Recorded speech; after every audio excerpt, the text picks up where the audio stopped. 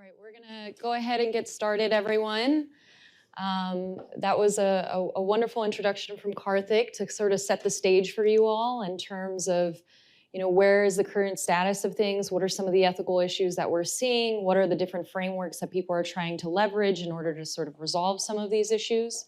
And now we're gonna kind of dig into the next session called Trust and Growing Ethical Expectations.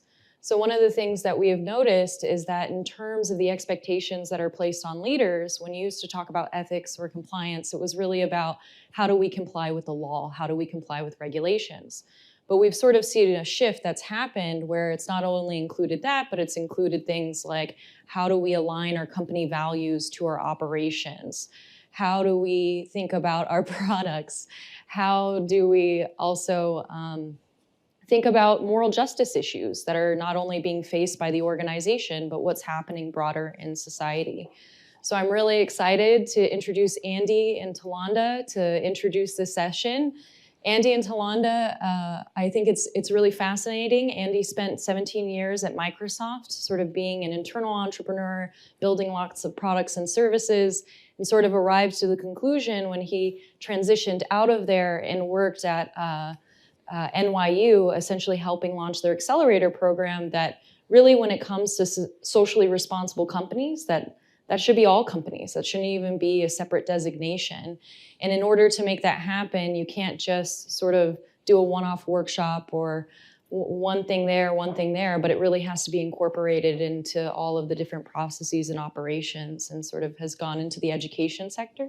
So he'd gone from a technologist to an educator, versus Tolonda, very interestingly, used to be a community activist and an academic, and she worked with nonprofits in the public sector, really trying to push diversity and inclusion, equity and inclusion initiatives from either the top level board influence or from the ground up, really training educators and employees, and arrived at the conclusion that she was better off starting a technology firm of essentially creating what she called the drip method to sort of encourage cultures of organizations to change subtly over time.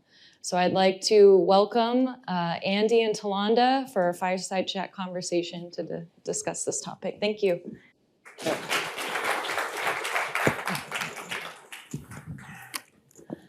Thank you. Thank you. Eric, it's so nice that when we chat, what I try to communicate actually was heard, so that's nice. Thank you for the lovely intro. And no, I'm not tweeting. I'm actually taking my notes with my phone. So thank you all for being here. The keynote set, I think, the right tone for today. In aside from the details that he walked through, to me, the key thing was awareness and being mindful of the organizations, the companies that you are considering being involved with. So while he outlined an array of things that are happening in the industry, we're going to sort of shift the focus and talk about you, right? As you all think about the organizations that you're involved with or may decide to be involved with, what are the things to consider? So we're going to spend a little bit of time chatting, giving you some context for who we are, going beyond the introduction. We'll talk a little bit about our observations about what we see from our particular vantage points. And then what we'd like to do is really open it up to some questions and hear from you all and make this more of a dialogue. So a little bit on myself, since I'm the moderator, I guess I go first. As Erica said, I've been in the tech sector a long time. I ended up at Microsoft when we were the young upstart is when I joined, and I left when we were the big evil empire. And so I watched sort of an interesting cultural shift take place.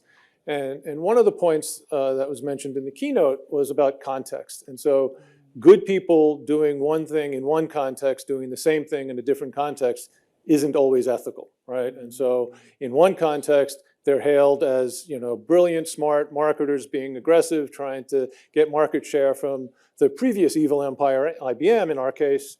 And later on, once we pass some threshold of market presence, same people doing the same thing couldn't exercise the same kind of aggressiveness because they had different power. And part of Microsoft's failure in that ethical context was recognizing that shift. And so where I came from, this is not just my sort of professional background, but when I started work at NYU a few years ago, chatting with a colleague about what we as educators of entrepreneurs, my background is I was the former entrepreneur in residence at NYU's Entrepreneurial Institute. I ran the Blackstone Launchpad at NYU, so I spent a lot of time immersed with a whole lot of people that thought about, I have an idea, now what? And so it was everything from raw idea to people who were raising millions of dollars. And so we were chatting one day about what we as an industry were doing well in terms of preparing entrepreneurs for entering the world and bringing their products and their ideas to market, and where we weren't. And so where we were doing well was over the last 10, 15 years, we've got methodologies like Lean that allowed people to be more efficient at validating their ideas and thinking about what problems they were solving and who they were serving in terms of their customer base. We also did a really good job over the last 10, 15 years introducing things like agile and human-centered design so that they could build products more efficiently in support of those business models. And so the conventional thinking was, when you did those two things and you got to a point, a milestone of sort of product market fit, go forth and build a company. What we were not doing was saying, when you go forth and build a company, that company is a culture. When you start bringing people together, you have to give it more consideration about how you treat those people, how those people interact, how they interact with the outside world, how they're taking their personal principles and applying them in the context of governance and product development, HR and people policies, those sorts of things. And so that led me to doing a bunch of writing, is how I met on ethical entrepreneurship. And I've been working the last several years on a methodology called culture and organizational resolve. And the basic tenet is to be intentional about your organizational culture. Every organization has a culture. And what we were observing is that every day we're reading in the paper about yet another flame out of some company that had potential that failed for some reason. A lot of them fail for lots of reasons, but one of the common themes was they didn't recognize and didn't intentionally think about what was important. What were their values? What were their personal principles? And how did those principles then propagate out into the company? And so what we've been trying to do is raise that awareness level, raise the mindfulness of founders, of leaders as the organization grows, so that they can more intentionally think about the culture. Steer it in some degree, but some degree it's recognizing the needs of the people and helping shape and create the policies around it. And so that's what brings me here today. Why are you here? And how did we end up together on this stage? What's your story? I'm here because Erica asked me to be here. So I ended up being here because I've been working in the field of diversity, equity, and inclusion for 25 years, and really got to a point, I was helping organizations do inclusion initiatives and so forth, and it didn't really matter where, what kind of industry we were in, and, they varied from oil and gas to manufacturing to PR and so forth. There was always the same barriers to things, and that was, people, just focusing on leadership and hoping that something's going to trickle down to their organization. It never does. People really focusing on awareness around DEI, and, we all, awareness really important, but people need behavior change, right? I had awareness that if I drank another glass of wine last night, maybe it wouldn't be great today, but I didn't do something else. I just kept on drinking the wine. And so, and then other kind of barriers, like when people were kind of going through my workshops and learning and all of this stuff, even with the best of intentions, they did not know how to do inclusion. People act like we all understand what inclusive meetings are like, and how are you inclusive when you're doing performance reviews, and how do you build that into your values of your organization and things of that sort. And so I just knew that all of these things kind of, people needed to have actual behaviors and durable skills in order to change outcomes. And so even though I was an academic for a long time and worked in the profit sector, that we needed to scale change. I wasn't scalable. I couldn't be on a plane all the time. And people needed this conversation about equity to be an ongoing conversation, not a one and done kind of thing. And so I ended up founding a software company, and I'm the last person in the world that would found a software company. But you really have ideas to scale, and that's what tech needs. And so, our work is really around kind of empowering employees and teaching durable skills that are going to kind of last beyond the next change in 3 months, and putting people analytics around things. Oftentimes in diversity, equity, and inclusion, it can be a real space where the anecdote rules, you know what I mean? Well, these people don't feel this, these people don't feel that. And it's just like, people don't respond to anecdotes, they respond to numbers, risk, retention, and so forth. And so I knew that I needed to really, put numbers and measurement behind things so that people would take this as a real business imperative. And so founded my company in 2018. And, now I have the unique challenge of not only helping organizations kind of run and cultivate inclusive cultures, but I have to cultivate my own, as you're saying.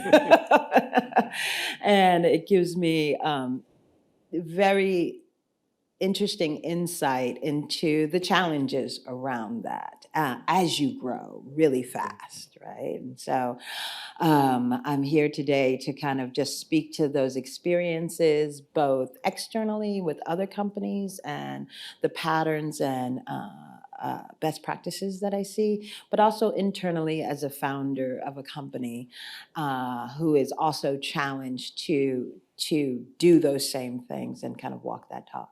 Excellent. Quite a journey. Mm-hmm.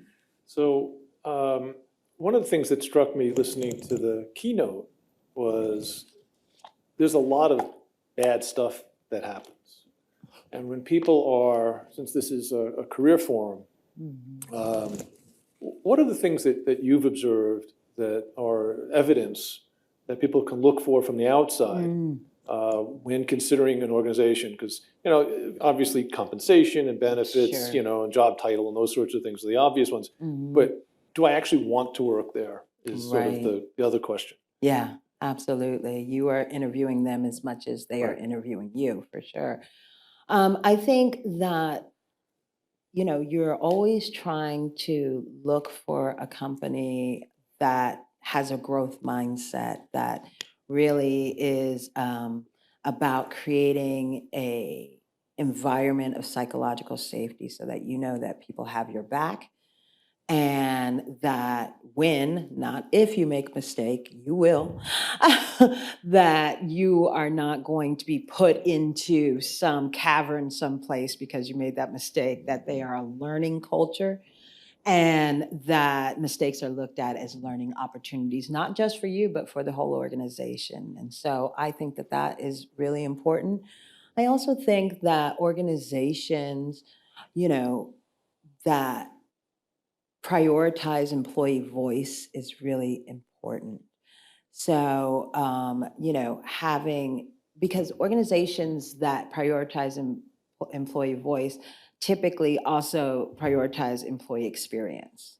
And so, do they have multiple ways to kind of hear that voice, from, doing, having surveys, pulse surveys, and things of that sort, to having innovation opportunities where, if you've got an idea to improve the business, they have some place to cultivate that, to, just having ways to give employee feedback, anonymous ways that you can ask questions and get those questions answered.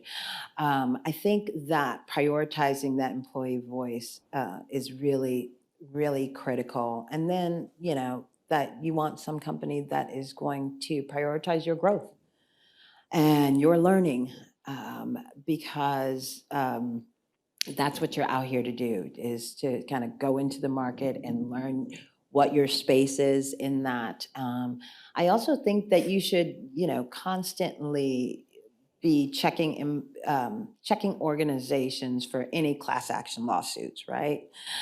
This is very practical. Class action lawsuits are a way that, it's external validation that there are systemic issues in there. This is not a one-off, because everybody can always explain a one-off away. But when there is a systemic pattern of bad behavior, then, that's something you really want to try to avoid. And so, so I think that those kinds of things are really important when you're kind of going on to the job market to kind of look for. It's terrific. In your experience, without giving away any confidentiality issues, different organizations, different processes work differently in different organizations based on the culture. Yes. Can you share some best practices that you've seen, some anecdotes of where people have deployed practices that help endure trust and build trust amongst the employees, and like what's worked in different situations that you've seen? Because there's no one right answer to all these things, right? There's different formulas work in different situations. Absolutely. So seeing what has worked in other situations is sometimes helpful. Yeah. So some of the things that I think that I've seen that have really worked, and I've seen because other things people have tried haven't worked, has really been, that anonymity for the ways that people can kind of report things and ask questions. I think that that is critical, so that people don't feel exposed to retaliation and can take that risk to stand up and say the right thing if they're seeing the wrong thing. And so oftentimes I will see organizations that just do town halls, and, not everybody is comfortable sitting up on a stage and saying, I got this issue. So it's one way. It doesn't work in a lot of situations. We saw that, when the brutal murder of people were happening, and they're doing this stuff in a town hall and expecting, marginalized people to stand up and be like, this is what I feel, no, that's not how a lot of people work. Not many people are comfortable in that environment. And so just having these different paths to give that feedback, whether it is, direct with your supervisor and them collecting feedback, whether it is anonymous forums, whether it is small group forums. I feel like there are multiple cultures in every organization. By department, the culture changes, right? And so you really have to kind of know your people and which ways that they feel most comfortable expressing their voices. So I think that that is something that's really important. Having ways for people to innovate, I think, is critical. 80%, the research shows that 80% of employees in the organization have ideas to improve it, but nobody's asking them. So just as far as how you're going to stand out, do they have ways that if you have a bee in your bonnet, that you can let it out and figure something out that might not only help you and your career growth, but also the organization at large? I think that that's good. Yeah, there was a great book out a couple of years ago called Culture Code. There was a collection of anecdotes about how different organizations operated effectively. And it was everything from restaurants to airline flight crews. But the common theme was making sure that the team felt connected. That's right. And heard. Yeah. And so whether it was the busboy at a restaurant who learned to just picked things up because it was the right thing to do. It was part of the culture, and they actually Absolutely. provided better service. Absolutely. So if anybody's looking for a good book on that. So your point about connected people is spot on. Yeah, connection is, I have found it to be one of the uber values that organizations need to have. People need to be connected to their manager, they need to be connected to their team, they need to be connected to their organization. And so I feel like best practice around that is making sure that all of those levels are addressed. And to take it even further, connected to the community they're working in, right? What are they doing out in the community to kind of improve it, or what are they doing in the industry to take it to the next level? Not just financially, but how are they being a leader in ethics and good practices? Interesting. So another point that was raised earlier was the sea change that's taking place around employee empowerment and activism.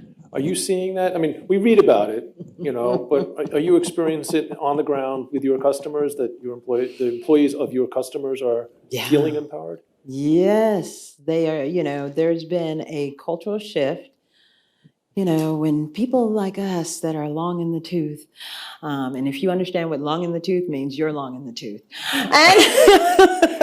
You're still pretty young. I'm older than I look. And so when people, it used to be that, it was a real top-down situation, right? Employees had very little power. And now the contract, the social contract with employees has really changed. And I think for the better. That, employees, when they have a beef, that they can organize and take you out, force your hand at issues is really important. PR nightmares for organizations left and right when they're doing the wrong things. I've seen, whole leadership teams be ousted for bad behavior because employees refuse to work for those things and for those organizations. And when there's not transparency, whistleblowers coming out and being like, we know about this. And so I think that there is a huge sea change, making sure that employee well-being is taken care of, that is now and should be part of kind of manager training. COVID really pressed people's hands on really making sure that employee well-being was front of mind, and that, we all are so overwhelmed all the time that we needed to build things in where not only are they providing services, like therapy and so forth, but they're, providing other things where they can go to people on their team and have these conversations in a confidential way. And people are checking on, like, if they're overwhelmed with their family responsibilities and things of that sort. It's because, when you have a balanced life, you have you are more productive. And realizing that people can, eat and chew gum at the same time. They can both be, at home and working and have more productivity than they would in the traditional workplace. And so it's been interesting to see kind of, companies shift into employee engagement and employee well-being. So it's not just the high-profile cases that the press writes about. No, it's actually happening on the ground. Across the board. So I think it's a really good thing because, there's a war of talent and the talent is winning. And if you're going to keep good employees, then you need to be providing them with something that they can't get other places. And so having an environment where you feel like you belong, where you feel like you're heard, where you feel like you can grow. All of those things have come up into the boardroom conversations, into the leadership conversations. It's not just happening on the ground and somebody saying they're stressed out because their cat's dying and their kid is skipping school. So I think it's important. Terrific. So as we wrap up, I just want to highlight that I started talking about being aware and intentional as a leader of an organization. It goes for people who work in the organization need to be aware and intentional about how they operate within that organization, starting with choosing the organizations you choose to apply to. And so, and it's a never ending, it's not something, a phase you go through or a stage that, I've done this and now I'm done. Throughout your career, throughout the life cycle of being in the organization, actively, intentionally managing the culture is part of management, and it's the responsibilities on both sides, from employee empowerment to leaders of the organization have that obligation. So I see the clock says 0. Does that mean that we have time for questions, or? Take one question before we transition to the next panel. Do you have any questions for? Yeah, please, thank you. Thanks so much for taking the time to come out today. My question, Tolonda, is for you and your organization and maybe the work you do. The employee well-being is so important, like you mentioned, and being able to help people feel like they're safe and included and all of that.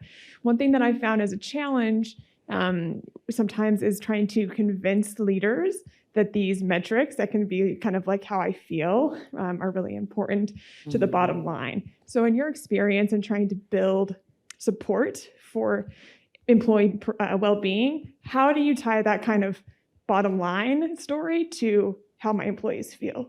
Right.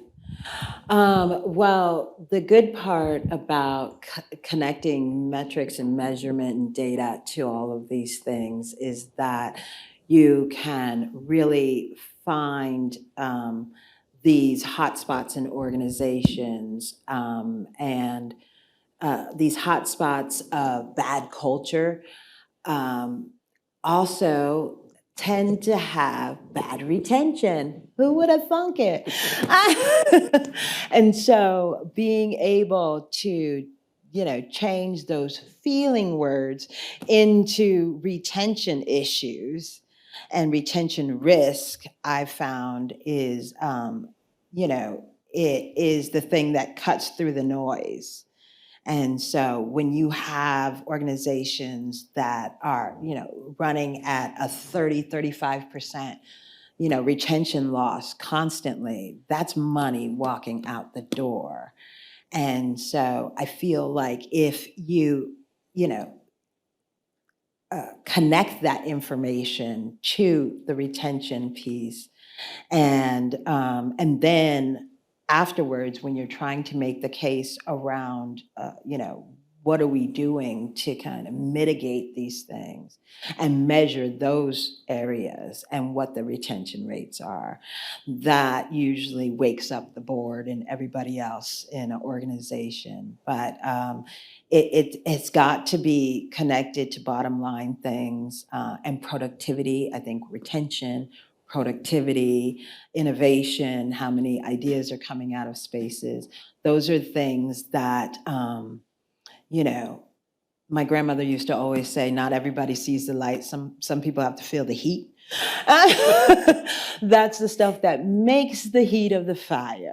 And so I think it's crucial that you're speaking in those same business terms, quite frankly. Join me in thanking Dr. Tolbert and Mr. Moss for a fascinating panel.